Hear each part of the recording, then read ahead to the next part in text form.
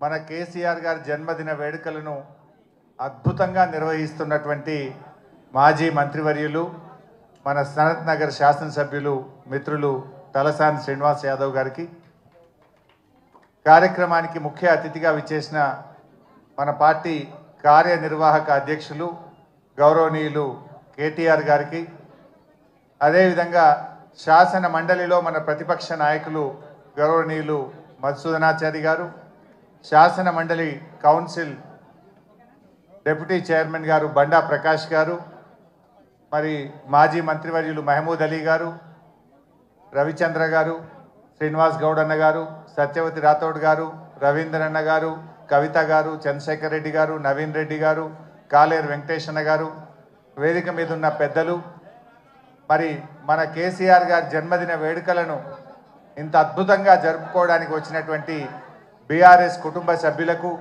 Media మిత్రులందరికీ పేరు పేరున నమస్కారం తెలియజేస్తా ఉన్నా. నిజంగా ఈరోజు కేసీఆర్ గారి జన్మదినం రాష్ట్రం అంతా కూడా ఒక పండగలాగా జరుపుకుంటూ ఉన్నారు. కేసీఆర్ అంటే ఒక వ్యక్తి కాదు, కేసీఆర్ అంటే ఒక నాయకుడు కాదు, కేసీఆర్ అంటే 4 కోట్ల ప్రజల భావోద్వేగం. 1954లో మన కేసీఆర్ గారు పుట్టారు. ఇప్పుడు 2024 25వ సంవత్సరం. అంటే కేసీఆర్ గారు పుట్టిన 2 ఏళ్లకే ఉన్న తెలంగాణను ఆంధ్రలో కలిపింది ఆనాటి కాంగ్రెస్ పార్టీ.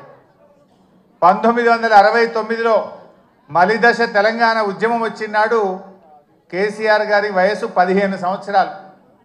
15 సంవత్సరాల వయసులో ఆనాడు 69 తెలంగాణ ఉద్యమంలో పాల్గొని జై తెలంగాణ అని పోరాడిన నాయకుడు కేసీఆర్. ఆ తర్వాత తెలంగాణ ప్రాంత నాయకులు ఇష్టమున్నా లేకపోయినా ఆ ఆంధ్ర పాలకుల పార్టీల చేతుల్లో వీళ్ళందరూ కూడా పనిచేస్తూ వచ్చారు. కేసీఆర్ గారు కూడా తెలుగుదేశంలో పనిచేశారు. ఎప్పటికప్పుడు తెలంగాణ కోసం పార్టీలో ఉంటూనే మాట్లాడుతూ వచ్చారు.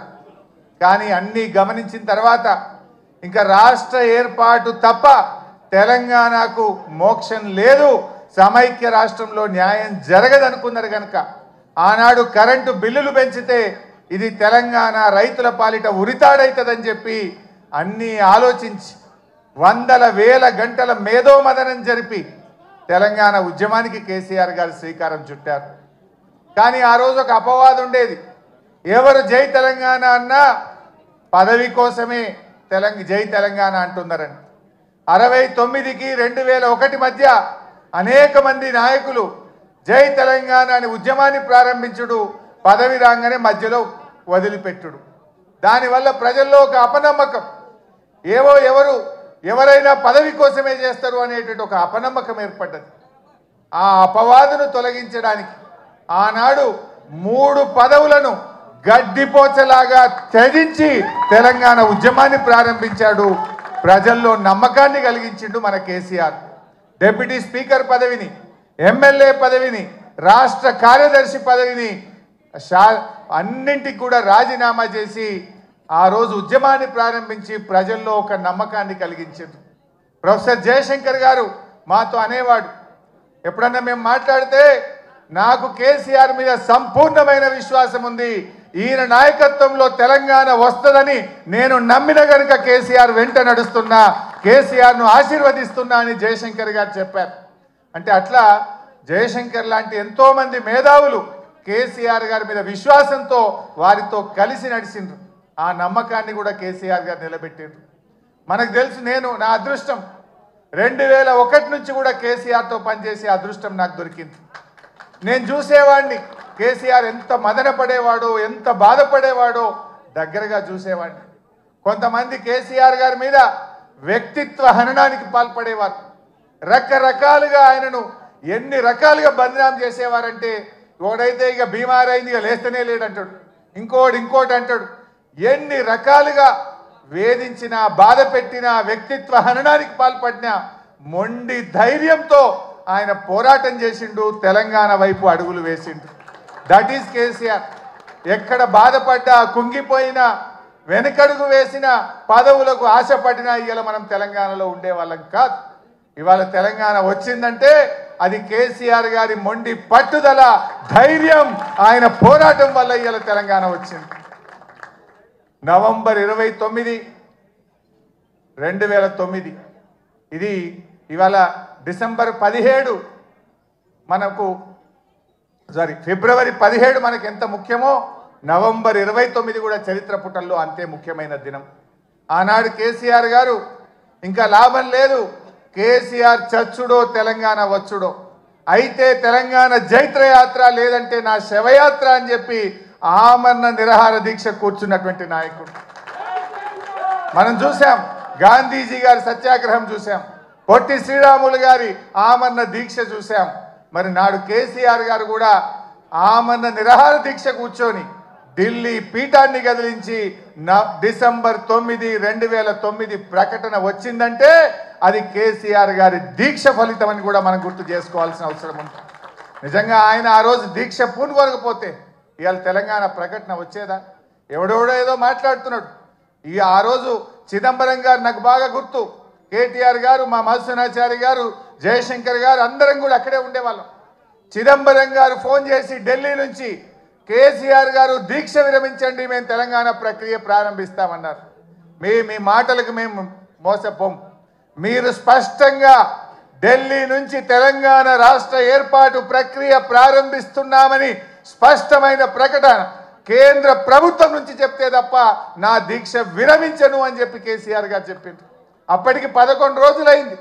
మనిషి ఆ మంచం మీద నుంచి ఒక్కొక్కసారి వణుకుతో దాదాపు ½ ఫీట్ ఎగురుతూ ఉండే బాడీ, తన కంట్రోల్లో తాను లేదు. కానీ ఆ పట్టుదల మాత్రం సడలేదు. మా కళ్ళల్లో నీళ్లు తిరుగుతున్నాయి, ఎంతో బాధపడ్డాం.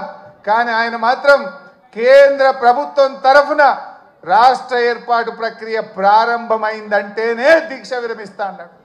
ఆ రోజు మీరే రాసి పంపండి అంటే జయశంకర్ సారు తన స్వహస్తాలతో తెలంగాణ రాష్ట్ర ఏర్పాటు ప్రక్రియ రాసి ఢిల్లీకి పంపిండు. గదే చిదంబరం గారు ఢిల్లీ నుంచి అనౌన్స్ చేసింది. అది ఆ రకంగా తెలంగాణ తెచ్చుకున్నాం. తెలంగాణ తేవడమే కాదు, తెచ్చిన తెలంగాణను, అప్పుడే పుట్టిన బిడ్డను కన్న తల్లి ఎంత ప్రేమగా పెంచుకుంటుందో కేసీఆర్ గారు 10 ఏళ్లలో తెలంగాణను ఒక తల్లిలాగా తీర్చిదిద్దాడు. ఒక తల్లిలాగా, ఒక తండ్రిలాగా ఈ తెలంగాణను బంగారు భవిష్యత్తు వైపు అడుగులు వేసింది. ఏ తల్లైనా పుట్టిన బిడ్డను నాకంటే గొప్పగా ఉండాలని, బంగారు భవిష్యత్తు ఉండాలని ప్రతి తల్లి తన కొడుకు కోసం, తన బిడ్డ కోసం తపిస్తుంది. అలా కేసీఆర్ గారు ఈ సాధించిన తెలంగాణను త్రాగునీటిలో, సాగునీటిలో, విద్యుత్ రంగంలో ఏ రంగం తీసుకున్నా ఈ దేశానికి రోల్ మోడల్గా, అన్ని రాష్ట్రాలకు ఒక మోడల్గా, ఒక దిక్సూచిగా తెలంగాణను తయారు చేసింది. కేసీఆర్కు తెలంగాణకున్న బంధం ఇది పేగు బంధం, తల్లి బిడ్డల బంధం. కేసీఆర్కు తెలంగాణ ప్రజలకున్న బంధం. కొంతమంది తెలిసి తెలియక మాట్లాడుతుంటారు, కానీ కేసీఆర్ ప్రతి నిమిషం తెలంగాణ కోసమే ఆలోచించిండు. ఈ మధ్యలో రేవంత్ రెడ్డి మాట్లాడుతుండు, నేను 2020 మ్యాచ్లు ఆడుతున్నా అంటుండు. నువ్వు 2020 ఆడతావేమోగా, నువ్వు 2020 ఆడవు. వాస్తవంగా నువ్వు 2020 దేనికి ఆడతావు అంటే పైసల కలెక్షన్కి ఆడతావు. అసలు నువ్వు ఆడే మ్యాచ్ అంతా కూడా తొండి,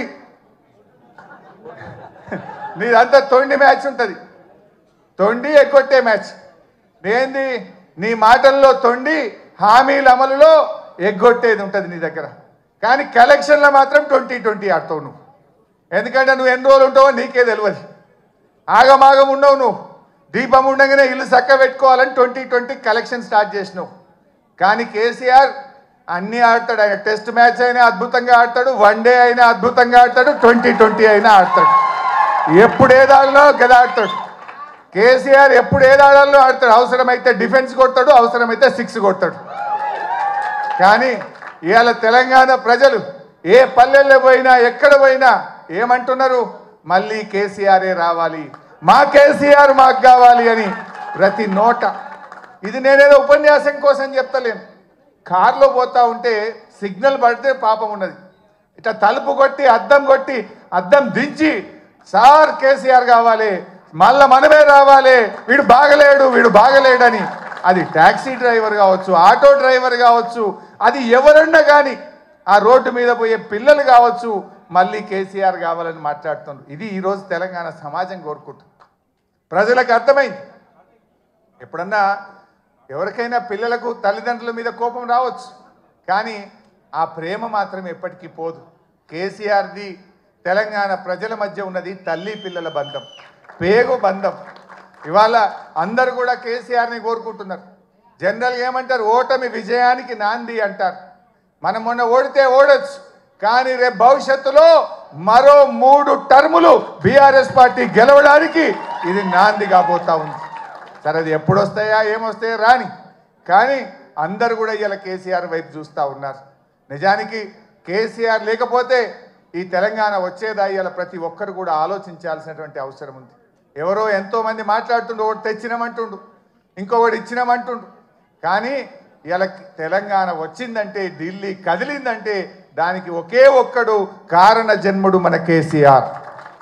ఆ కేసీఆర్ గారి జన్మదినం ఈరోజు మనందరం కూడా ఇంత ఉత్సాహంగా మా తలసాని సీనన్న నాయకత్వంలో జరుపుకోవడం చాలా సంతోషం. సీనన్న గారిని ఇంత అద్భుతంగా ఆ పాటలు కానీ ఈ కార్యక్రమాన్ని ఇంత అద్భుతంగా నిర్వహించినందుకు హృదయపూర్వకంగా సీనన్నకు నేను కృతజ్ఞతలు కూడా తెలియజేస్తూ, మరి నాకు ఈ అవకాశం ఇచ్చినందుకు ధన్యవాదాలు.